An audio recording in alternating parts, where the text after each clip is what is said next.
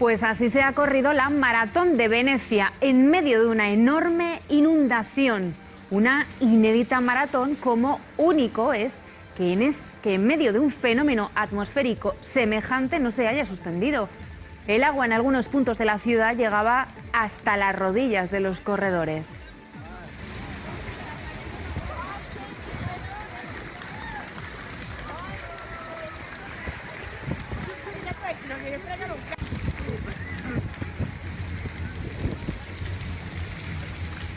Los audios de María Dolores de Cospedal iban mucho más allá. No solo pretendía informarse de lo que iba a acontecer a los suyos, a su partido en la investigación de Gürtel. No solo solicitaba información sobre quién iba a ser o no imputado y por dónde iban las pesquisas de Interior, destruir pruebas, solicitar los servicios del excomisario Villarejo para hacer desaparecer información. Eso es lo que se deduce en los audios de hoy, que ya habréis escuchado y que os vamos a poner esta noche. Y una preocupación, el pendrive por el que conocimos toda la contabilidad B de la Gürtel, un pendrive que Villarejo, en las escuchas que vais a escuchar, afirma que no ha sido capaz de haber hecho desaparecer, que ya estaba en posesión de la UDEF.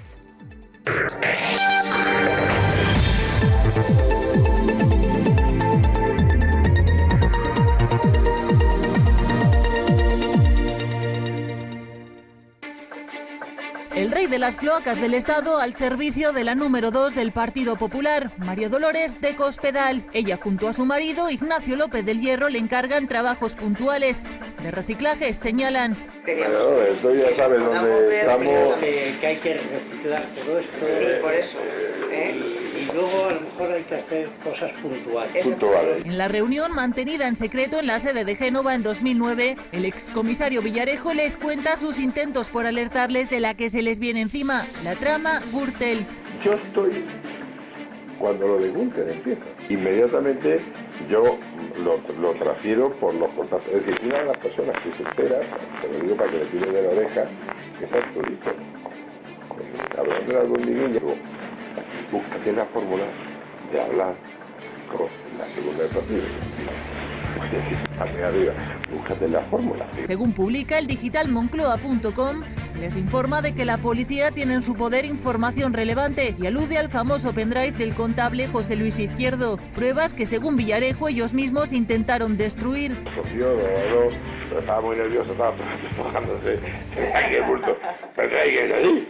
Ya lo mira, ¿qué tiene usted ahí? ¡Sáquelo, coño! Ese pendrive lo he visto mortal. Hay anotaciones y tal. No fue lo único, porque también les informa sobre la trama valenciana. Por cierto, un dato muy importante. Ayer la Fiscalía pidió por escrito la relación de regalos, de los últimos regalos de Valencia. Y ahí viene hasta una chaquetilla para Juan. Pone Juan Cotino, chaquetilla corta. 400 euros. A su lado, el número 2 al mando de la trama, José Luis Olivera, jefe de la UDEF. Villarejo asegura que boicoteó mil cosas, pero que esta no pudo frenarla. Eso, por favor, ya te digo, se enteran y le cortan la cabeza totalmente de confianza. Y él es el que, gracias a él, ha boicoteado mil cosas y a tal. Pero hay un tema que preocupa especialmente a la secretaria general del partido. Todo lo posible. Claro, claro. Villarejo propone centrar la atención en Bárcenas. Hay que procurar entre todos intoxicarlos con que el Bárcenas ya está totalmente contaminado y por lo tanto ya está amortizado.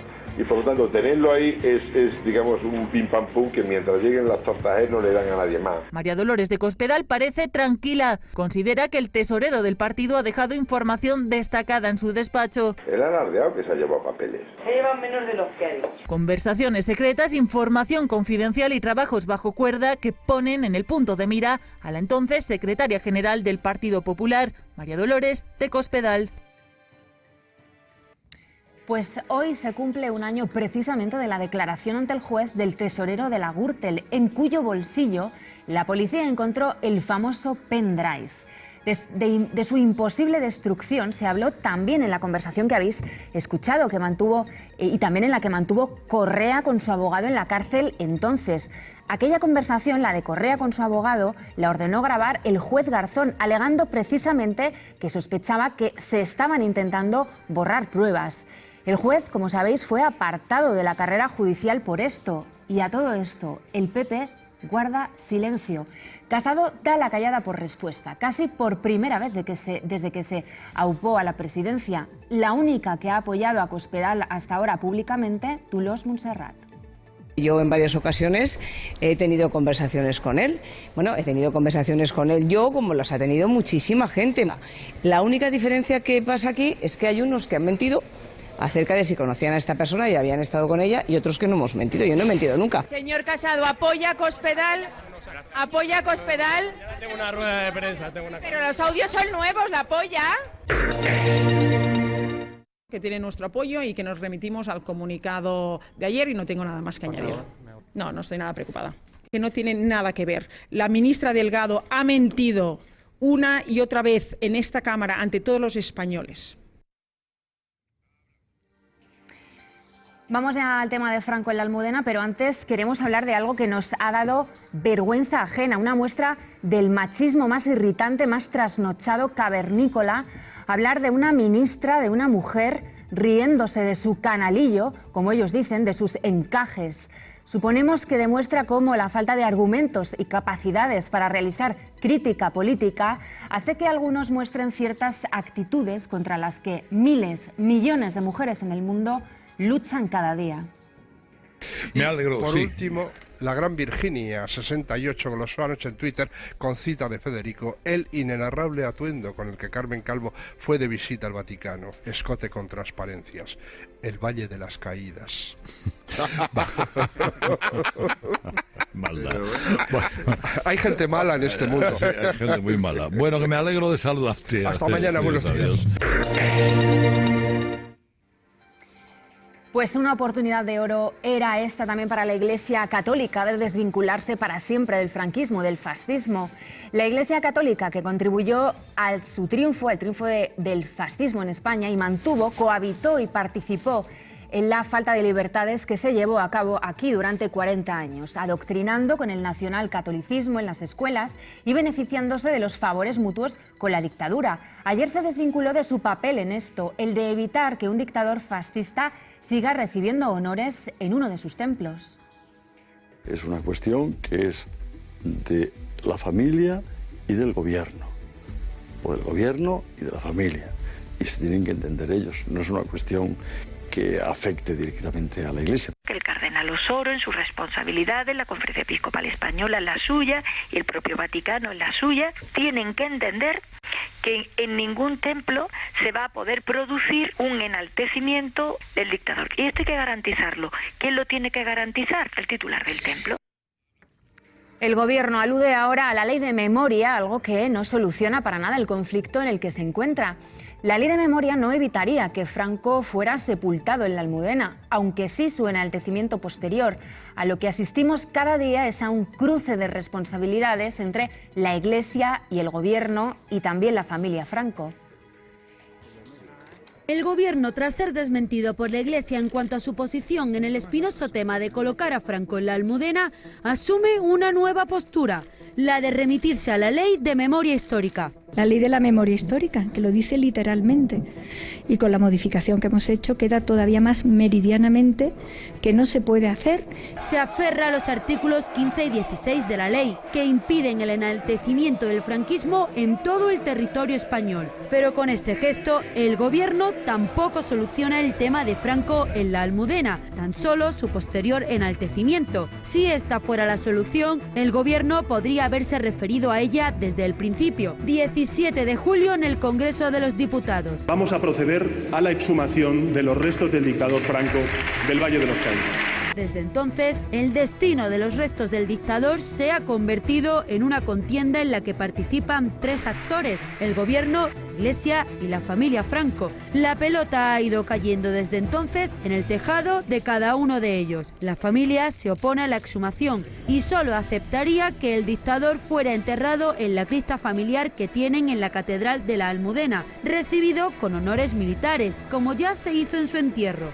El Gobierno, que parece no haber pensado bien en lo que habría de hacer con el cuerpo una vez lo sacara del valle, se remite a decir esto. El Gobierno está comprometido con la exhumación de los restos de Franco, con la exhumación, no con la inhumación. Esos restos son responsabilidad de su familia El gobierno ahí no puede hacer absolutamente nada.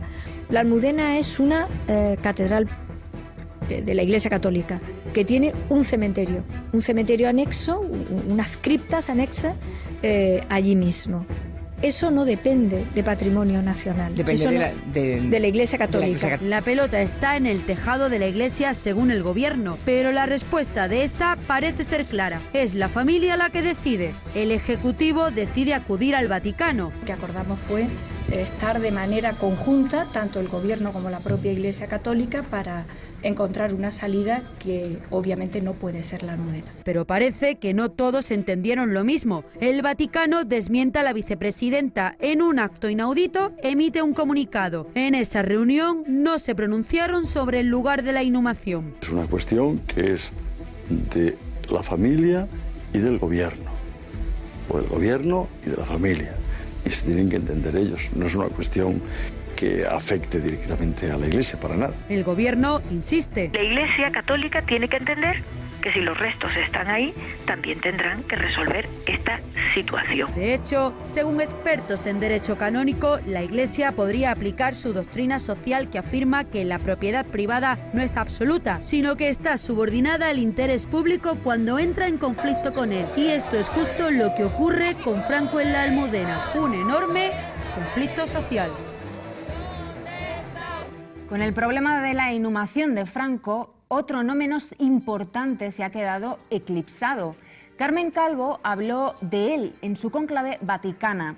Se trata de los privilegios de los que la Iglesia disfruta en nuestro país en cuanto a impuestos. No paga el IBI ni impuestos de sociedades en sus negocios, alquileres, bloques enteros de pisos, parkings, hoteles, locales comerciales.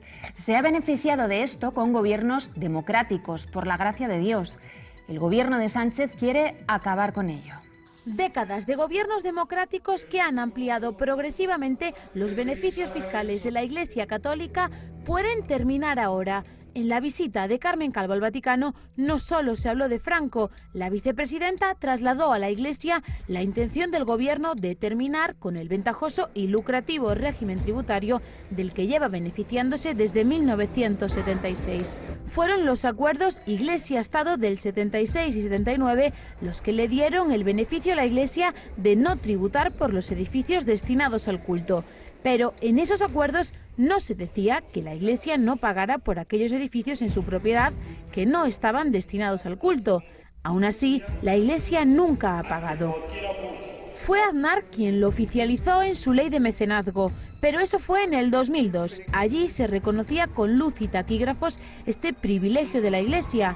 La Unión Europea obligó a España en el 2002 a que la Iglesia pagara el IVA, pero una vez más un gobierno democrático y además socialista compensó a la Iglesia por esto y subió del 0,5 al 0,7 su recaudación del IRPF.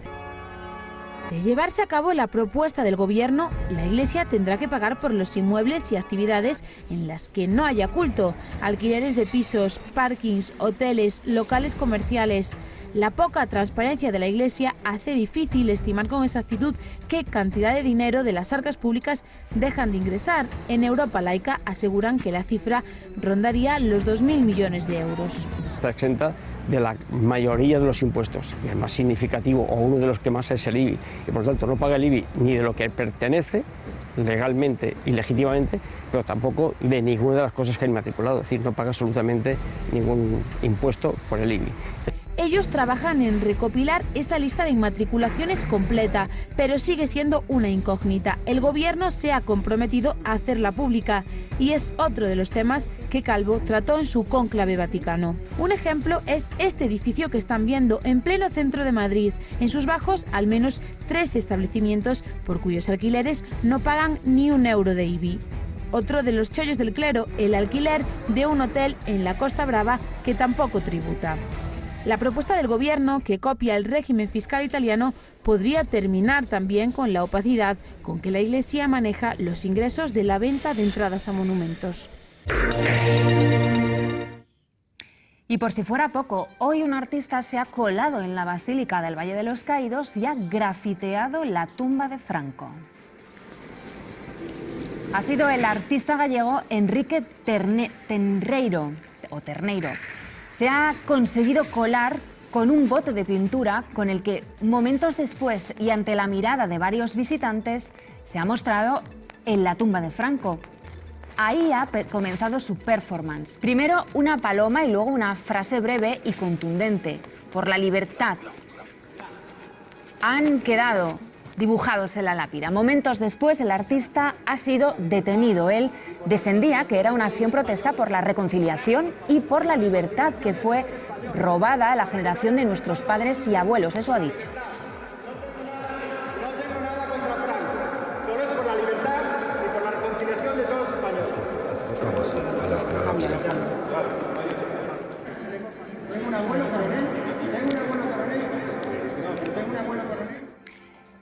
Pues una vergüenza más, la del presidente de Estados Unidos avisando de que no dará la nacionalidad a los bebés que nazcan en territorio estadounidense cuyos padres sean inmigrantes. Mintiendo además, dice que Estados Unidos es el único país del mundo que otorga la nacionalidad por esta vía. Miente, hay más de 30 países que lo hacen. Ridiculous. We're the only country in the world where a person comes in, has a baby, and the baby is essentially a citizen of the United States for 85 years with all of those benefits. It's ridiculous. It's ridiculous. And it has to end. Os vamos a enseñar una imagen que nos ha impactado.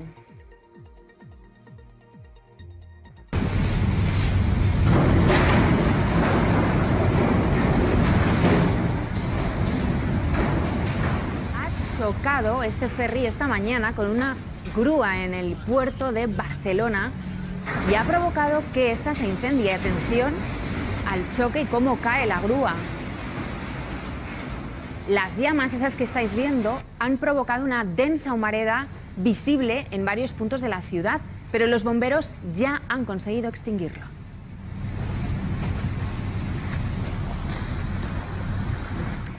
Nos vamos. Esta noche en la frontera, dos generaciones muy lejanas y muy distintas, la de Monedero y la de dos millennials youtubers. Hasta mañana. Existe un lugar desde donde se reivindica el análisis, el derecho a la memoria, la empatía, la reflexión, el diálogo y la investigación. Un lugar en el que el periodismo se queda del lado de las personas, haciendo de la información conocimiento y arrojando luz donde los poderes ponen sombra. Únete a nosotros. Entra en comunidad.publico.es y descúbrelo.